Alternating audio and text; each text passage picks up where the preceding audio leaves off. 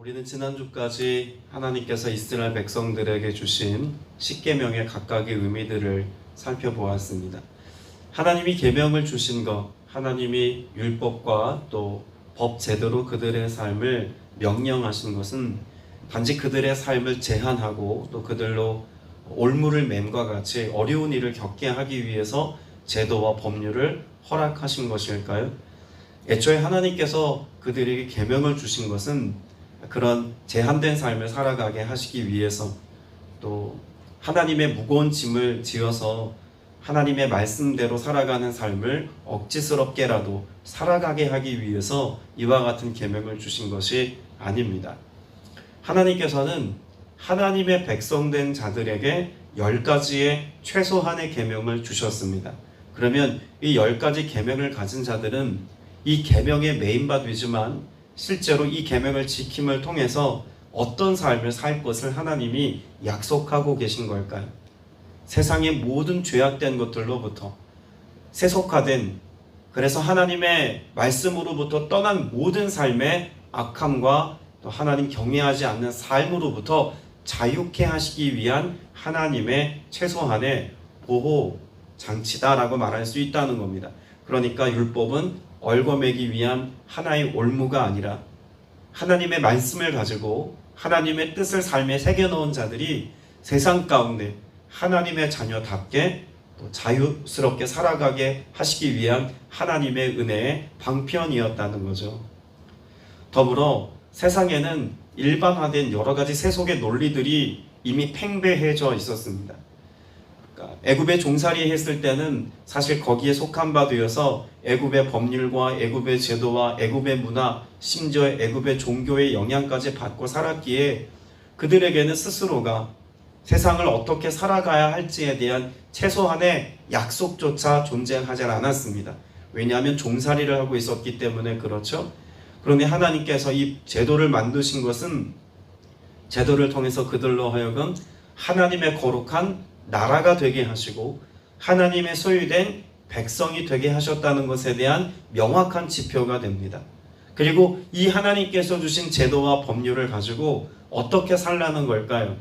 세상과 다르게 살아가라 라고 말씀하고 계신 겁니다. 세상이 말씀하고 있는 여러 보편화된, 누구나 다 동의할 수 있는 세상의 방식들이 있지 않습니까? 그런데 그와 같은 방식으로 살아갈 것이 아니라 하나님의 말씀과 법도와 규례를 따라서 하나님의 원하심을 회복하며 살아갈 것에 대해서 말씀하고 있는 것입니다. 오늘 저와 여러분에게 하나님께서 성경을, 기록된 말씀을 우리에게 주셨습니다. 여러분, 우리가 성경을 읽을 때는 물론 역사적인 배경과 이해함 속에서 또 신앙적인 해석 안에서 말씀을 분별할 수 있는 영적 지혜력이 필요합니다. 오늘 우리가 읽은 말씀 종의 개념만 하더라도 우리가 살고 있는 21세기에 종이 존재하지는 않죠. 더욱이 대한민국 이 땅에는 왕의 개념이나 종의 개념이 존재하지 않습니다. 이걸 똑같이 일반화해서 우리에게 적용하고 또 우리의 삶에 묵상하다 보면 많은 오류가 발생하게 되겠죠. 당시 보편화된 문화, 고대 사회에서 하나님께서 왕과 하인의 개념, 또 주종의 개념이 있었던 사회, 이들이 살아갈 세상 가운데 주신 하나님의 계명과 말씀을 우리의 삶에 어떤 의미와 어떤 또 분별력으로 적용할지는 우리 스스로가 깊이 하나님 앞에 다루어 보아야 할 바라는 것입니다. 특별히 오늘 우리가 읽은 이 계명의 말씀을 보면 하나님께서는 10가지 계명을 통해서 그들로 하여금 살게 하셨다라고 하는 것을 우리 먼저 이해할 필요가 있습니다. 이 법을 잘 지킴을 통해서 무엇하게 하시는 겁니까? 그들로 살아가게 하시는 겁니다. 약속의 땅 가나안에 들어갔을 때 하나님이 그들로 하여금 잘 살아가게 하시기 위한 하나님의 규례를 주신 것이죠. 오늘 말씀 21장 1절 말씀에도 보면 하나님이 그 백성들에게 주신 법규에 관한 말씀이라고 전제하고 있습니다. 그런데 그 법규라고 하는 것을 설명하면서 어떤 법규라고 말씀하고 있을까요? 내가 백성 앞에 뭐 할 법률? 세울 법률입니다. 그러니까 법률을 통하여서 무엇 하시겠다는 걸까요? 세우시겠다는 겁니다. 누구 앞에 세우시겠다는 걸까요? 하나님 앞에 믿음의 백성으로서 세우시겠다는 것입니다. 그러니까 세상의 법은 보통의 고대 사회가 가지고 있는 최소한의 법 혹은 법전의 내용들은 다 무엇과 무엇의 관계일까요? 나와 너와의 관계입니다. 사회법이라고 하는 그런 윤리 도덕적이고 제도적인 성격이 강하다는 거죠. 그래서 서로가 서로를 해하지 않고 존중하고 최소한의 생명을 지키기 위한 사회 제도로서의 법을 명령했지만, 하나님은 이 법률을 통해서 단지 나와 너와 좋은 관계를 맺고 살아갈 수 있는 최소한의 약속을 주기만 한 것이 아니라 이걸 통해서 뭐 하기를 원하셨을까요? 하나님과 관계를 잘 맺고 살아가는 언약의 백성 되기를 원하셨다는 것을 이해해야 합니다. 그러면 여기 우리가 읽은 종과 상전에 관한 이 말씀도 종국에는 어떤 소유에 대해서 말씀하고 있거나 혹은 종과 상전에 관한 사회적인 제도에 관해서 말씀하기 이전에 누구와의 관계를 우리 먼저 생각해야 할까요? 하나님과 나와의 관계를 먼저 생각하고 이 말씀을 읽어야 한다는 겁니다. 종에 대한 이야기를 나눌 때 제일 첫 번째 전제가 되는, 오늘 본문에는 기록되어 있지 않지만 전제가 되는 내용이 있습니다. 모든 생명과 모든 하나님의 백성은 다 누구의 소유라는 것일까요? 하나님의 소유라는 전제가 있습니다. 그래서 이 말씀의 2절 말씀을 보면 내가 히브리 종을 사면이라고 하는 내용만 놓고 보자면 하나님이 마치 노예 제도를, 종의 개념을 허용적으로 용납하신 것처럼만 보입니다. 그러나 이것은 당시 고대 사회가 일반화된 문화의 형태였던 거지, 하나님이 이런 노예와 종의 문화를 하나님이 만들어내신 게 아니에요. 하나님이 만들어 놓은 세계가 아니라 하나님이 만들어진 세계가 죄로 인하여 변질되고 오염되어져서 이와 같은 인간과 인간 사이에 그런 주 종의 개념이 생기게 되어진 세상으로 변질된 세상을 누가 살고 있는 겁니까? 출애굽한 이스라엘 백성들이 이제 가나안 땅에 가서 살다 보면 이와 같은 문화, 사회적인 제도권 안에 놓여진 삶을 살게 될 것을 하나님이 아셨던 겁니다. 그런데 세상은 그와 같은 주 종의 개념을 어떤 형태로 받아들일까요? 내가 적국을 점령하여서 종 삼았다면 영원한 종입니다. 내가 어떤 경제적인 채물 관계를 내가 가지고 있어서 이 사람이 나한테 금전적인 큰 피해를 입혔다면 이 사람은 나한테 노예가 되고 종이 되는 순간 영원한 종입니다. 이게 세상의 논리고 세상의 방식이에요. 왜냐하면 누가 주인이기 때문에 그렇습니까? 모든 생명과 모든 그 주권이 나에게 있거나 많이 가진 자에게 있다라고 하는 인식이 세상에는 팽배해 있었기 때문에 그렇습니다. 그런데 오늘 2절 말씀에 보면 종이라는 개념을 말씀하고 있지만 6해 동안은 섬길 것이요 7째 해는 뭐라고 말씀합니까? 몸값을 물지 않고 나가 뭐가 될 것이며 자유인이 될 것이며. 그러면 이 말씀은 하나님이 애초에 종에 대해서 허용적이고 종에 관한 제도를 만들어서 이렇게 하라는 규약을 말씀하신 것이 아니라 세상에는 이와 같은 제도가, 이와 같은 사람들과의 약속의 형태가 존재하지만 너희는 세상을 살아가는 동안 영원한 종으로 서로가 서로를 제한하거나 구속시키지 말아라라고 말씀합니다. 최소한의 그런 윤리와 도덕과 사회법을 하나님이 허용적으로 용납한 최소 범위가 몇 년이냐면 6년이에요. 그리고 7회째가 되면 자유케 하라는 것입니다. 하나님의 말씀은 세상의 방식에 대하여 자유를 선언하고 있는 자유의 대헌장과 같다라고 볼 수 있다는 이야기죠. 어떻게 이와 같은 말씀을 하나님이 하셨을까요? 고대 함무라비 법전이나 여러 고대 법들이 지금도 유물과 여러 가지 형태들로 남아 있어서 당시 고대 사회 사회법을 연구하는 학자들에 의해 보면 성경에 나와 있는 이 법률이라고 말하는 제도는 당시 고대 사회에서 보편적으로 논의되어지는 그런 제도가 아니라고 해석합니다. 무엇을 기반으로 하고 있을까요? 자유를 기반으로 하고 있고 생명을 기초하고 있다는 것입니다. 그래서 하나님을 인격적이라고 표현하는 것 아니겠습니까? 인격적인 하나님께서는 세상 속에 살아가는 우리가 영원히 종살이하고 압제당하는 삶을 하나님이 보실 수 없는 거예요. 여러분, 이스라엘 백성들은 지금 막 어떤 상태에서 어떤 상태로 바뀌었을까요? 애굽에서 400년 넘는 세월 동안 종살이하고 압제당하는 삶을 살아왔던 사람들입니다. 그들이 지금 광야에 나와서 하나님 앞에 이렇게 살아야 돼라고 하는 하나님의 말씀을 듣는 그 시점에서 하나님과의 계명을 먼저 10가지 계명으로 받고 난 다음에 그 다음에 종에 관한 이 하나님의 제도를 듣는 것은 어쩌면 너무나 당연한 위로의 말씀일 겁니다. 너희가 세상을 살아가는 동안 마치 영원한 종인 것처럼 살아왔던 역사를 내가 안다. 그런데 너희가 그런 죄악된 역사를, 세상의 역사를 너희의 삶의 문화 속에서는 되풀이하지 말아라. 다르게 살아라. 그래서 너희가 어쩔 수 없어서 서로가 서로에게 빚진 관계가 됐다면 이것으로 인하여 서로가 서로를 받아주고 용납하여서 책임져 주다가, 그래서 서로가 서로를 맡아주었다가 6년이 지나고 7년째가 되면 자립할 수 있도록, 자유민이 될 수 있도록 그들에게 너희가 내가 했던 것처럼 해방을 선포해라. 하나님이 그렇게 말씀해 주시고 가르쳐 주고 계신 것입니다.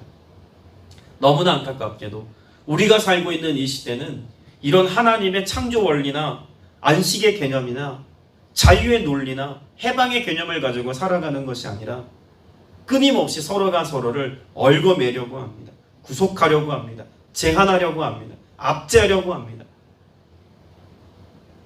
오늘 저와 여러분의 마음과 우리의 가치 속에는 하나님이 주신 자유케 하심의 은혜가 여러분 안에 있어서 하나님께 주신 은혜가 오늘 저와 여러분의 삶을 통해서 흘러가게 하되 생명을 얻게 하되 더 풍성히 얻게 하는 은혜가 여러분 안에 있게 되시길 축복합니다. 자, 그러면 우리가 말씀한 구절을 찾아볼 텐데요. 레위기 25장을 좀 보겠습니다.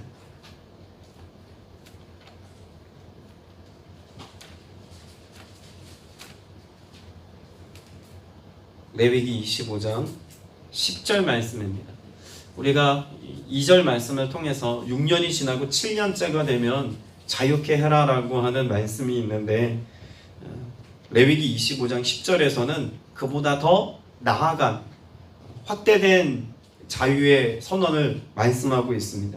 자, 25장 10절 말씀 같이 있습니다. 시작. 너희는 50년째 해를 거룩하게 하여 그 땅에 있는 모든 주민을 위하여 자유를 공포하라. 이 해는 너희에게 희년이니 너희는 각각 자기의 소유주로 돌아가며 각각 자기의 가족에게로 돌아갈지며. 여러분, 하나님께서는요 이 희년의 제도를 통해서 이렇게까지 말씀하고 있는 겁니다. 예를 들어서 제가 희년을 50년째 된 해를 앞에 두고 49년째 되는 해에 제가 종이 되어서 누군가의 집에 종이 되었습니다. 그런데 마침 그 다음 해가 희년이 되는 50년인 거예요. 그럼 저는 6년 동안 종살이를 해야만 하는 어떤 상황이었다 할지라도 희년이 되면 그 희년의 해는 종살이를 6개월을 했든 1년을 했든 다 어떤 상태로 돌아갑니까? 다시 자유민의 상태로 돌아가게 하신다는 겁니다. 그리고 우리를 자유케 하시는 자유의 개념도 있지만 소유지, 여기 말하는 소유지로 돌아간다는 것은 하나님이 주신, 하나님이 기업으로 그들로 하여금 갖게 하신 그 기업의 땅으로 돌아가게 하시겠다는 말씀이고, 그리고 그 소유지로 돌아간다는 것은 단지 땅의 소유권을 회복한다는 의미 정도가 아니라 무엇으로 돌아간다는 것입니까? 각각 자기의 가족에게로 돌아가며 라고 말씀합니다. 하나님은 그만큼 우리의 삶을 회복하기를 원하시되 나 개인의 삶뿐만 아니라 내가 누군가에게 구속되어서 속박되어 살아가는 삶을, 그 제한된 삶을 청산하고 가족에게로 돌아가 쉼과 안식과 회복과 사랑의 공동체의 모습을 회복하여 살아가기를 바라시는 하나님의 마음이 있다는 것도 우리는 이 말씀을 통해서 알 수 있죠. 그러니까 애초에 하나님이 지금 출애굽기 21장의 말씀을 통해서 종에 대한 개념을 가르치시는 것이 아니라 자유케 하시고 생명을 얻되 풍성케 하시는 은혜의 사건에 관해서 말씀하고 있다는 것을 알 수가 있습니다.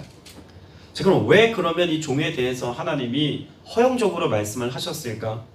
25장 39절을 보겠습니다.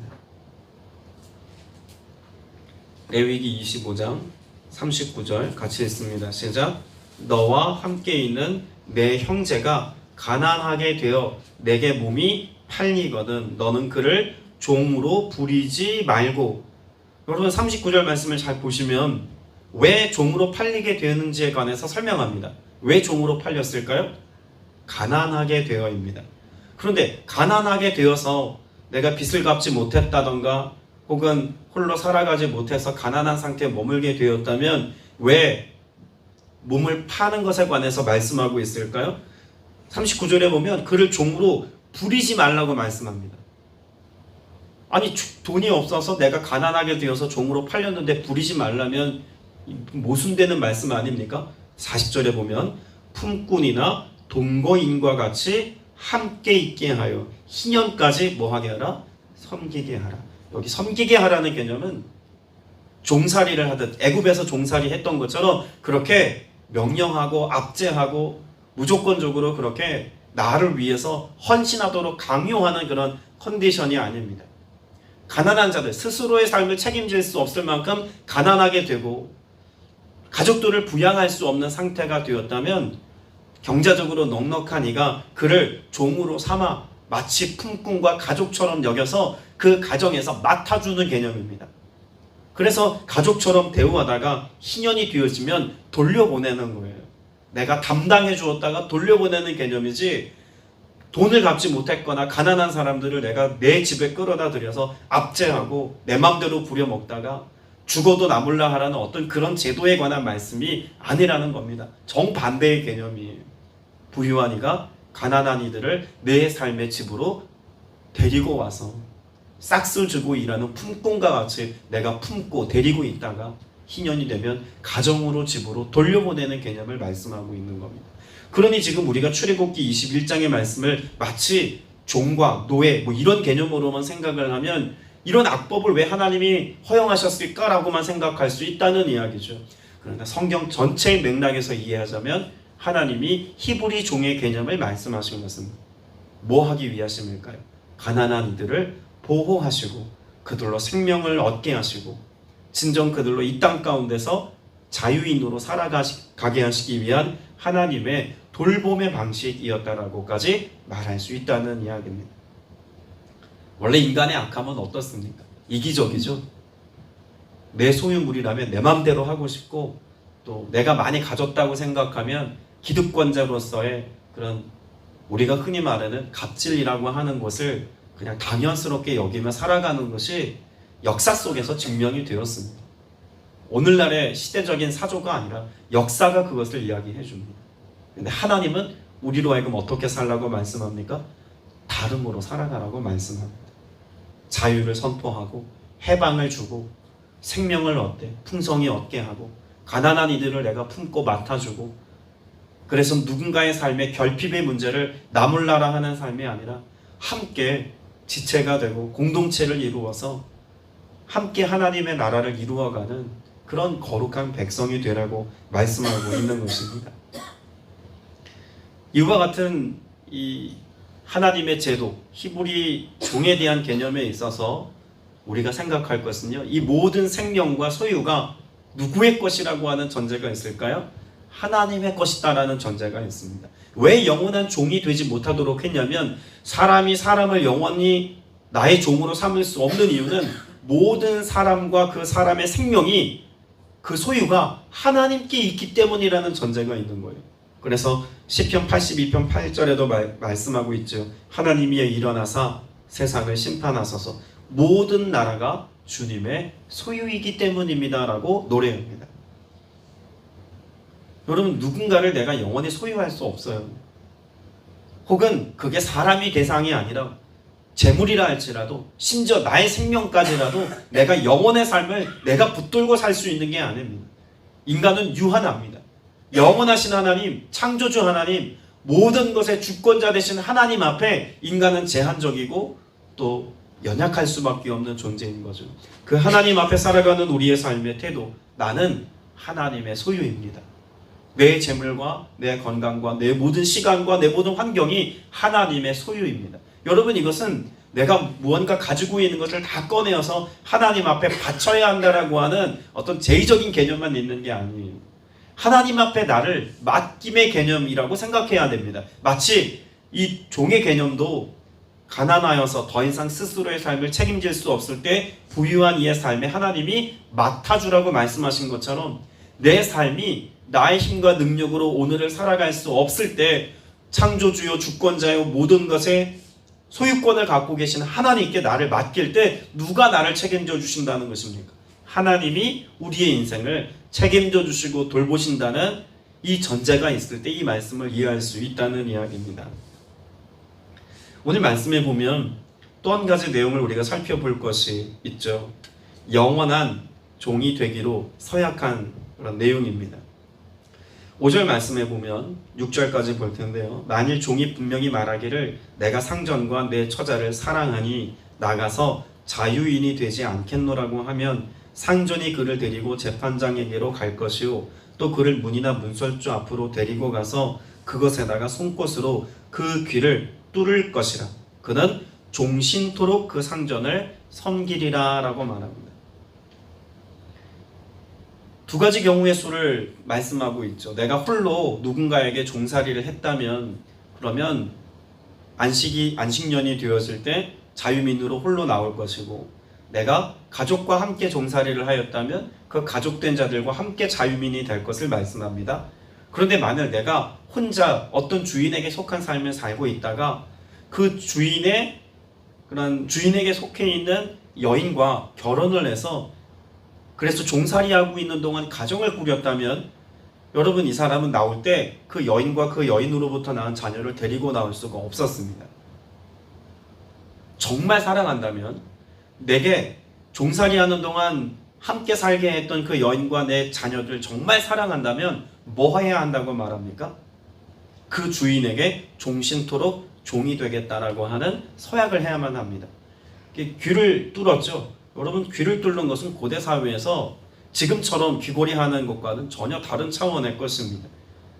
귀걸이를 하면 1.5배 이뻐 보인다고 그러죠. 그래서 귀걸이를 보통 우리는 합니다만 고대 사회에서는 이뻐 보이려고 한 게 아니에요. 내가 누구의 소유입니다 라고 하는 것을 증명하기 위해서 귀걸이를 한 겁니다.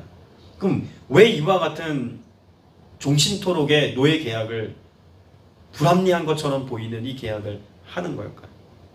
여러분이 부유한 자의 집에 살고 있는 여인은요 가족입니다.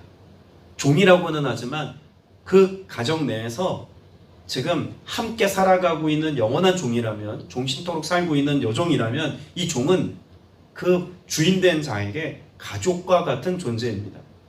그래서 그 주인의 가족과 같이 여겨진 여인과 내가 결혼을 해서 살아가고 있는데 내가 자유롭게 나아갈 기회도 있지만 정말 주인의 범주 안에 있는 그 여인과 자녀들을 나의 사랑하는 대상으로 여긴다면 스스로 뭐 하겠다는 걸까요?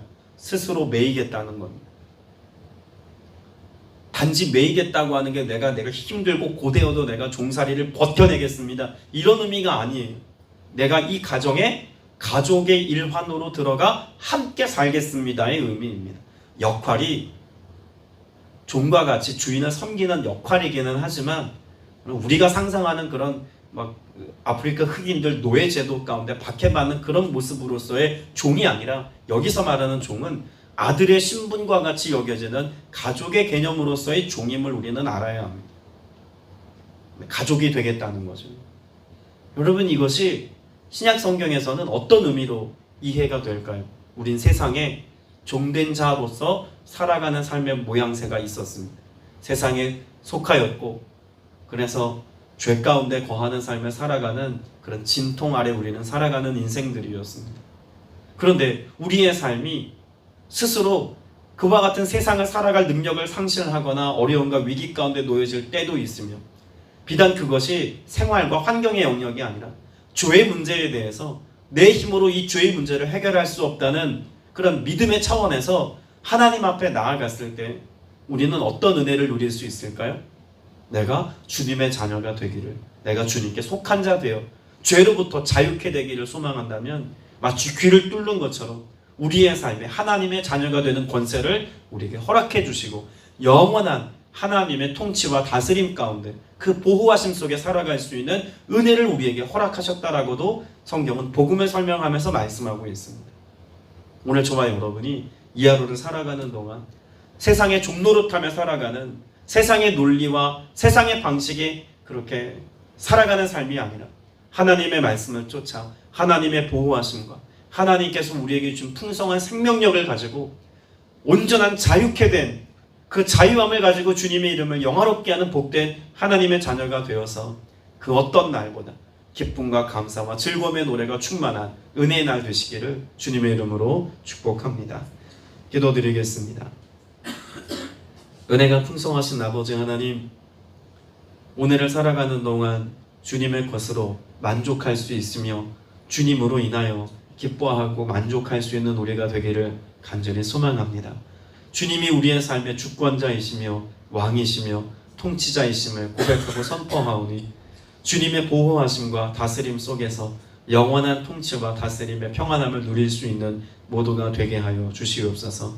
주께서 우리에게 허락하신 이 은혜를 놓치지 않기를 원합니다. 죄악에 관영한 세상 가운데 진정한 자유인으로 살아가기까지 하나님이 말씀하신 말씀과 하나님의 뜻을 쫓아 오늘을 살아갈 수 있기를 간절히 소망하오니 성령님 역사하시고 은혜를 베풀어 주시어서 하나님의 선하심을 닮아 믿음으로 살아가는 모두가 되게 하여 주옵소서. 우리의 믿음의 기도와 간구 들으시고 응답의 열매 맺게 해 주실 것을 믿사오며 살아계신 우리 구주 예수 그리스도 이름으로 간절히 기도드렸사옵나이다. 아멘.